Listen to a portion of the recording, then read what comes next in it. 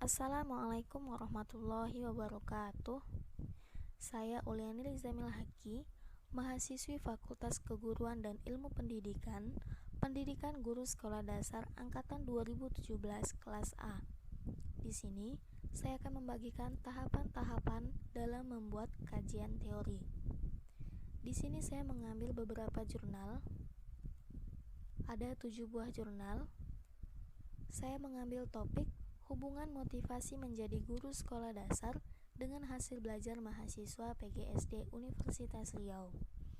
Untuk itu, kita perlu mengetahui dulu apa itu motivasi. Di sini saya mengambil pengertian motivasi dari McDonnell dalam Anton Yuliawan. Dalam pendapatnya, yaitu motivasi adalah perubahan energi dalam diri seseorang yang ditandai dengan munculnya feeling dan didahului dengan tanggapan terhadap adanya tujuan. Dari pengertian motivasi yang dikemukakan oleh McDonnell ini mengandung 3 elemen penting, yaitu motivasi mengawali terjadinya perubahan energi pada diri setiap individu manusia. Motivasi ditandai dengan munculnya rasa atau feeling afeksi seseorang. Yang ketiga, motivasi akan terangsang karena adanya tujuan. Ini kita copy.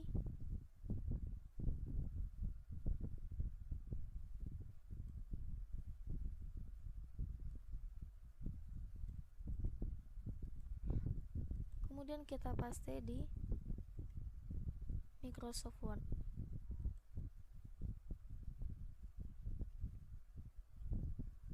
Pendapat selanjutnya, saya mengambil dari jurnal Amna Emda.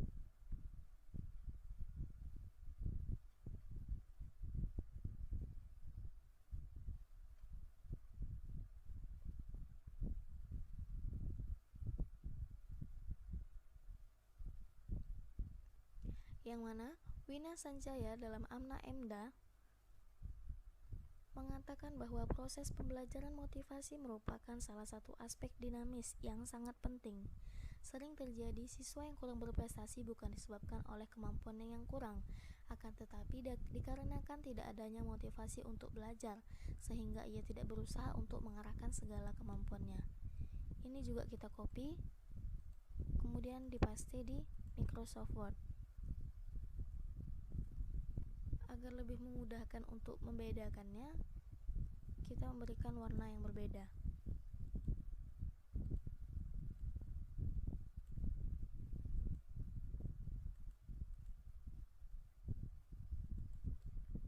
Dari kedua jurnal ini, dapat kita simpulkan bahwa motivasi belajar adalah suatu kekuatan.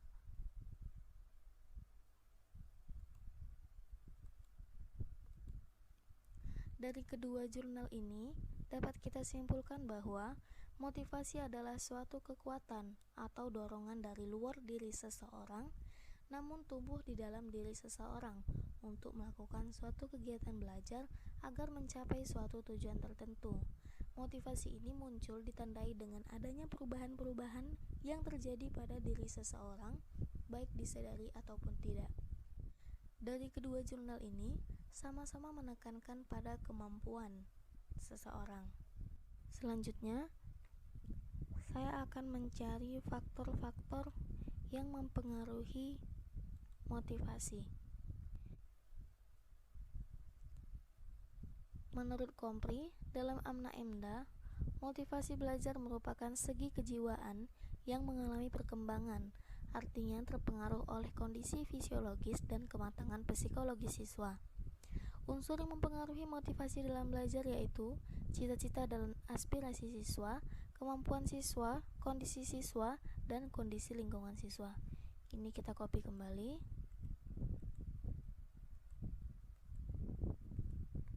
Kemudian kita salin.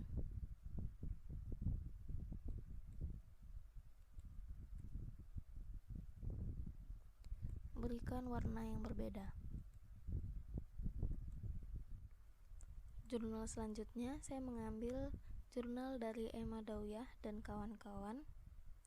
Brindom dan Steiner dalam Emma Dawyah mendefinisikan motivasi sebagai kondisi mental yang mendorong aktivitas dan memberi energi yang mengarah kepada pencapaian kebutuhan. memberi kepuasan atau mengurangi ketidakseimbangan. Proses psikologi timbul diakibatkan oleh faktor di dalam diri seseorang itu sendiri yang disebut intrinsik dan ekstrinsik. Faktor di dalam diri seseorang bisa berupa kepribadian, sikap, pengalaman dan pendidikan, atau berbagai harapan, cita-cita yang menjangkau ke masa depan, sedang faktor dari luar diri dapat ditimbulkan oleh berbagai faktor-faktor lain yang sangat kompleks. Tetapi, baik faktor ekstrinsik maupun faktor intrinsik motivasi timbul karena adanya rangsangan. Ini kita copy, kemudian kita paste.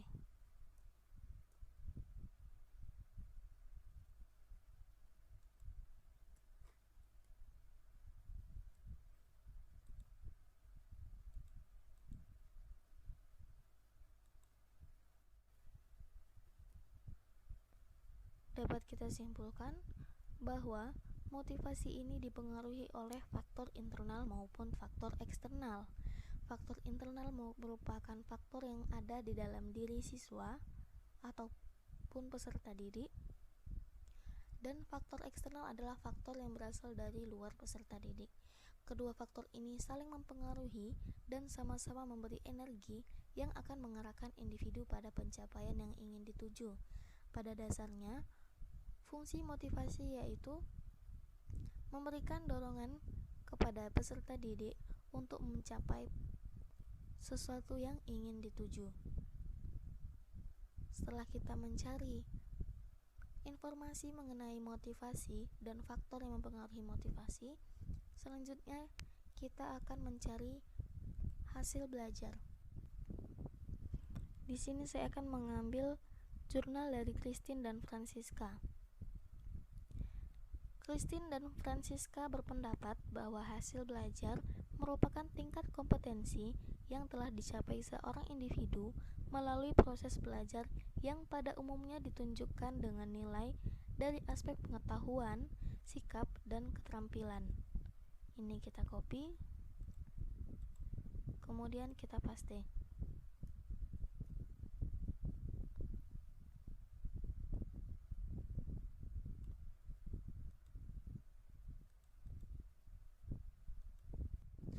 Selanjutnya, saya mengambil pengertian hasil belajar dari jurnal Ugi Nugraha. Ugi Nugraha berpendapat bahwa hasil belajar adalah hasil yang dicapai oleh mahasiswa selama berlangsungnya proses belajar mengajar dalam jangka waktu tertentu. Ini kita copy.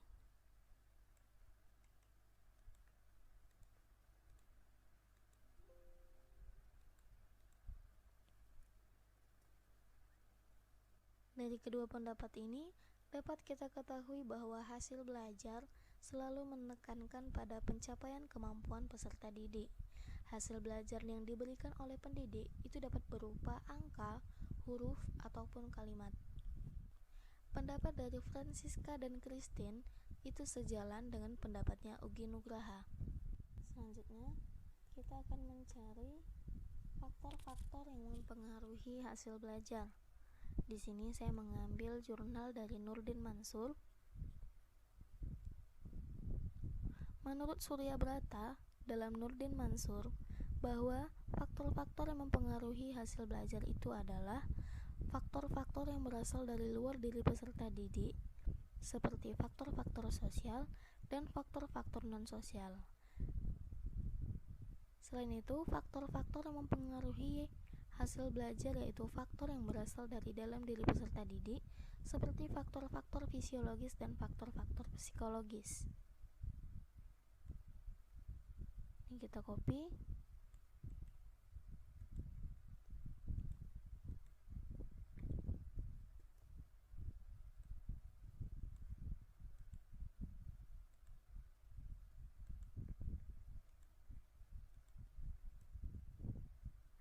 Untuk membandingkan pendapatnya, saya mengambil jurnal dari ST mengenai faktor-faktor yang mempengaruhi hasil belajar. Sugihartono dalam ST menyebutkan faktor-faktor yang mempengaruhi hasil belajar sebagai berikut. Yang pertama ada faktor internal, adalah faktor yang ada dalam diri individu yang sedang belajar. yang meliputi faktor jasmania dan faktor psikologis. Selanjutnya, faktor eksternal yaitu faktor yang ada di luar individu, meliputi faktor keluarga, faktor sekolah, dan faktor masyarakat.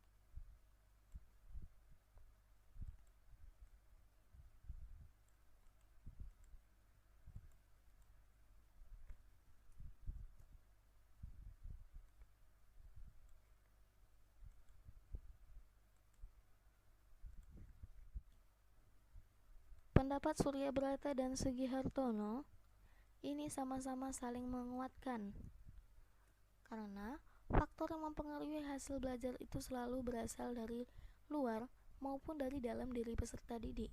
Keduanya ini sama-sama mempengaruhi dan berkaitan terhadap pencapaian hasil peserta didik. Pendapat yang dikatakan Suryabrata dalam Nurdin Mansur, faktor-faktor yang mempengaruhi hasil belajar itu ada dua, faktor internal dan faktor eksternal atau faktor yang dari luar diri peserta didik dan faktor yang ada di dalam diri peserta didik. Sejalan dengan pendapat Sugihartono dalam jurnal ST yang menyebutkan bahwa faktor-faktor yang mempengaruhi hasil belajar itu yaitu ada faktor internal dan faktor eksternal. Maka dari itu dapat kita simpulkan bahwa faktor internal dan eksternal ini saling mempengaruhi dan berkaitan terhadap pencapaian hasil belajar peserta didik. Selanjutnya, literatur yang kita dapat ini dapat kita susun menjadi kajian teori seperti berikut.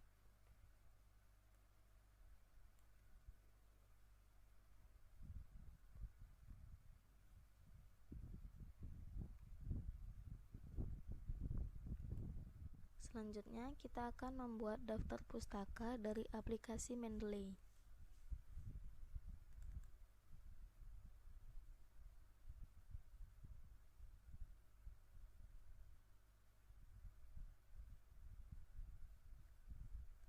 Nah, ini merupakan jurnal-jurnal yang sebelumnya saya copy dari file. Cara mengkopinya, diblok semuanya, kemudian ditekan, tahan, seret, kemudian ke sini. Nah, otomatis yang dari file ini masuk ke dalam aplikasi Mendeley. Bagaimana cara membuat daftar pustakanya? Mudah sekali. Ini semuanya otomatis menjadi daftar pustaka. Namun sebelumnya harus kita cek apabila terdapat keganjalan. Contohnya seperti ini. Namanya tidak ada. Yang lain ada namanya, Yuliawan, Anton, Enda, Amna. Yang ini tidak ada. Kita cek.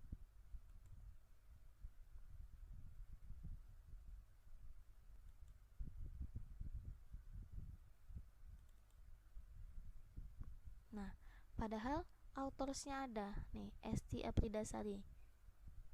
Jadi langsung saja kita benarkan, copy namanya, langsung.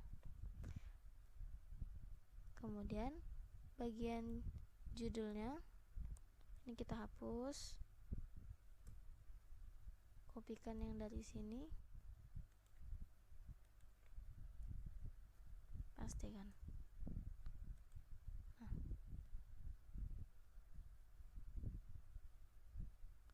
Namun di aplikasi Mendeley ini untuk judul dia tidak otomatis hurufnya sesuai dengan daftar pustaka, kaidah menulis daftar pustaka. Jadi caranya ini kita blok dulu, kita copy, kemudian kita pindah ke Microsoft Word.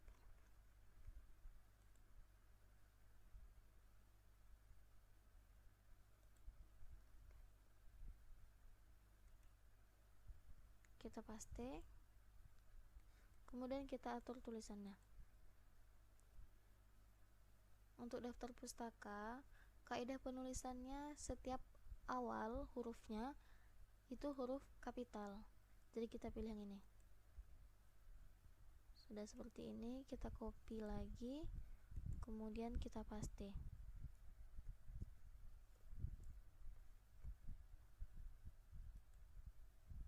Kita kembali ke My Library. Nah, sudah. Kemudian untuk menjadikan daftar pustaka kita tinggal membloknya, pindahkan ke sini, kemudian Ctrl V. Nah, ini semua otomatis sudah jadi daftar pustakanya, sudah sesuai dengan kaidah menulis daftar pustaka. Untuk mengurutkan abjadnya, ini kita atur di sini, di bagian home, pilih sort.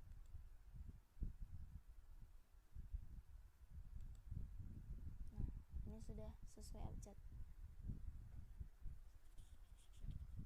Terima kasih sudah menyaksikan videonya sampai habis.